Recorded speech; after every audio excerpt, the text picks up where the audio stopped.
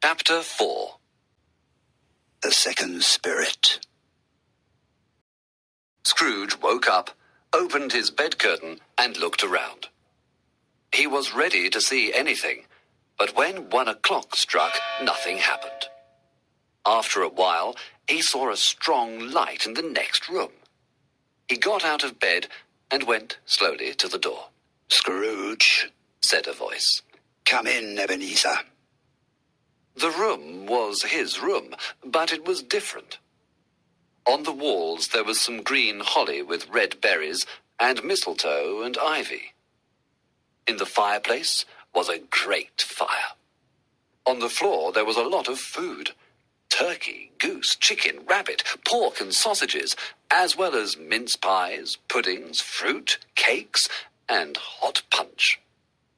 And on the sofa sat a very large man, a giant, and he was holding up a torch. Come in, said the ghost. Scrooge went and stood in front of this giant, but he didn't look at it. He was too frightened. I am the ghost of Christmas present, said the spirit. Look at me. So Scrooge looked. He saw that the spirit was smiling.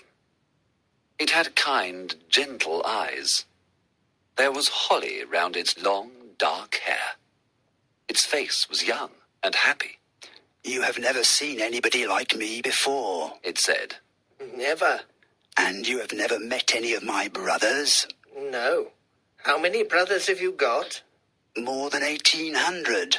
I am the youngest. Spirit, Scrooge said. Take me where you want. I learnt a good lesson last night. Touch my clothes.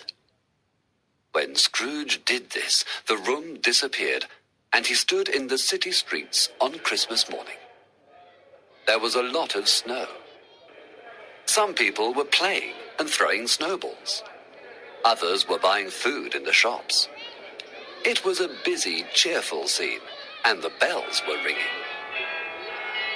Then a lot of poor people came along the street with their Christmas dinners of goose or chicken. They were taking them to the bakers' shops to be cooked in the oven. The spirit took Scrooge to one of these shops and touched some of the dinners with its torch. What are you doing? Scrooge asked. I am making these dinners extra good so the people will be happier, it replied, smiling. After a while, Scrooge followed the ghost to the suburbs of the city. They went to the house of Bob Cratchit, his clerk. The kind ghost touched the house with its torch. Then they went in. Mrs. Cratchit and her daughter Belinda were preparing the table for Christmas dinner. Young Peter Cratchit was helping them. Suddenly, 2 little Cratchits ran in and shouted that the goose was ready at the baker's. Then the oldest daughter, Martha, arrived, and after her came Bob, with his little son, Tiny Tim, on his shoulder. The child was a cripple, and he walked around on a small crutch. Young Peter went to fetch the goose. When he came back, all the children in the family shouted, "Hooray!" because they didn't often eat goose. Belinda made some apple sauce. Mrs. Cratchit prepared the potatoes and the gravy.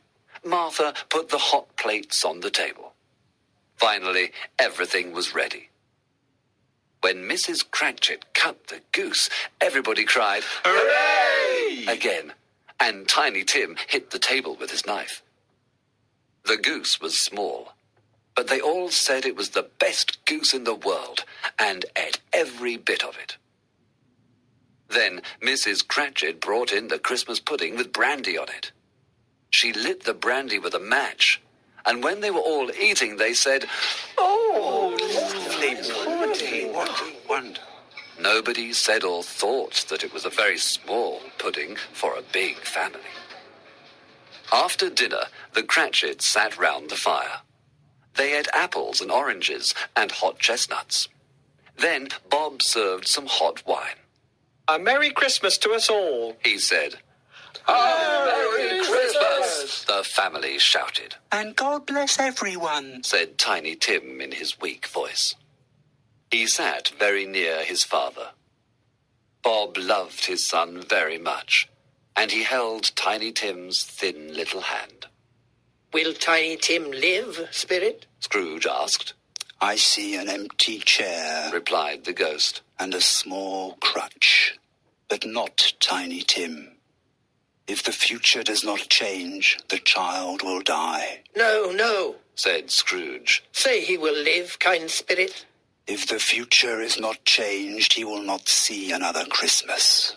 But you think that's a good thing, don't you? You said there are too many people in the world. Scrooge didn't answer, and he didn't look in the ghost's eyes. He felt very bad. Those were wicked words, Ebenezer Scrooge. The ghost continued. Do you think you can decide who will live or die? Are you better than this poor man's child, or millions like him? Perhaps you are worse in God's eyes. Scrooge trembled and looked at the ground. Suddenly, he heard his name. Mr. Scrooge, let's drink to Mr. Scrooge. It was Bob Cratchit, and he was holding up his glass. Drink to Mr. Scrooge? said Mrs. Cratchit angrily. Drink to that hard old miser? What are you saying, Robert Cratchit? My dear, the children. It's Christmas Day. I know that, but I would like to tell Mr. Scrooge what I think of him. You know how bad he is. My dear, it's Christmas Day. Well, I'll drink to him because it's Christmas. A Merry Christmas and a Happy New Year, Mr. Scrooge, but you won't be merry or happy, I know. The children drank to Scrooge too, but his name was like a dark shadow in the room, and for a few minutes they were silent. Then they told stories and sang songs, and they felt better. The Cratchits were poor, and they looked poor. Their clothes were old. There were big holes in their shoes. Bob Cratchit's salary was very small. He never had enough money, and there was never much food in the house. But the family was contented now because it was Christmas. Scrooge watched them carefully. He listened to them well, and he looked at Tiny Tim very often before the family scene vanished. It was dark now, and snow was falling. Scrooge and the ghost walked along the streets and saw great fires in the houses where families and friends were enjoying Christmas together. The ghost was happy to see the celebrations. It laughed, and where it passed, people laughed too. And then Scrooge heard a loud, happy laugh. It was his nephew's. He saw him in a bright, warm room. When his nephew laughed, the other people in the room laughed with him. He said that Christmas was a humbug. The nephew laughed. And he believed it too.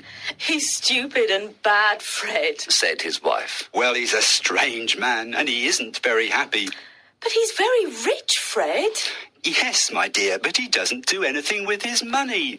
He doesn't help others, and he lives like a poor man. Nobody likes him. I don't like him. He makes me angry. I'm not angry with him. I feel sorry for him because he doesn't enjoy his life. He never laughs. He didn't want to eat with us today, but I'm going to ask him every year. I'll say, "How are you, Uncle Scrooge? Come and eat with us." Then they played some music and sang. After that, there were games. When they played 20 questions, Scrooge forgot that they couldn't hear him, and he shouted his answers. Then his nephew thought of something, and everybody asked him questions. Is it an animal? Yes. Does it live in the city? Yes. Is it a horse? No.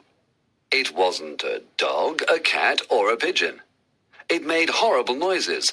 Sometimes it talked, and nobody liked it. I know what it is, shouted Fred's wife. It's your Uncle Scrooge. She was right. A Merry Christmas and a Happy New Year to the old man, said Fred.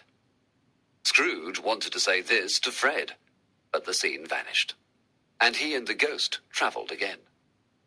Scrooge noticed that the spirit looked older. Its hair was grey now. Is your life so short? He asked. Very short. It ends tonight at midnight. It's 11:45. I haven't got much time. Look down here. The spirit opened its coat, and Scrooge saw two children on the ground, a boy and a girl. They were very thin. Their clothes were old and poor, and they were trembling with cold. They looked very hungry. Their eyes were sad. They looked older than children, and they were ugly, like monsters. Scrooge was shocked. Are they yours? He asked. No, they are man's. They belong to humanity. Haven't they got a house or a family? Aren't there a lot of prisons? The spirit replied. And aren't there any workhouses? Oh, no. Those are my words. Scrooge cried. The church clock struck 12. He looked around for the ghost, but it wasn't there. Then he remembered old Jacob Marley's words. The third spirit will come at 12 midnight.